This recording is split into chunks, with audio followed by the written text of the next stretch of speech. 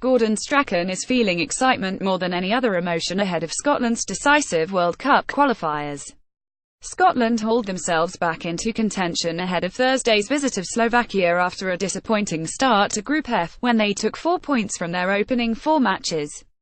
Strachan's side have since gained 10 points from their next 4 and were only denied a clean sweep by England striker Harry Kane's dramatic equaliser at Hampden Park in June. The Scotland boss looked to be moments from ending his reign before Chris Martin popped up with a late winner against Slovenia in March, so it is no surprise he is relishing the chance to lead his country to the playoffs. Victories over both Slovakia and Slovenia this week would secure second spot in Group F in a likely-to-legged encounter in November for a place in Russia next summer. Strachan said, "Forget how big it is, it's how exciting it is. And it's really exciting. Forget the rest of the emotions, excitement takes over the whole thing. When you have a challenge, excitement comes along. It's really exciting for me and really enjoyable taking on this challenge with the players. We try and start at the same level where we are all looking forward to joining up with each other. There's always a good buzz when we meet, but obviously the buzz is higher if you have got those couple of wins under your belt." Strachan's frame of mind will no doubt have been boosted by the way his side handled the clash with Slovenia, which the 60-year-old unusually branded a must-win game.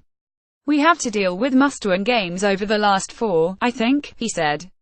"So we have dealt with that okay. We could only deal with that okay if we've got a good spirit and a good bit of camaraderie. We believed that we could come back in and play the way we have played in recent months."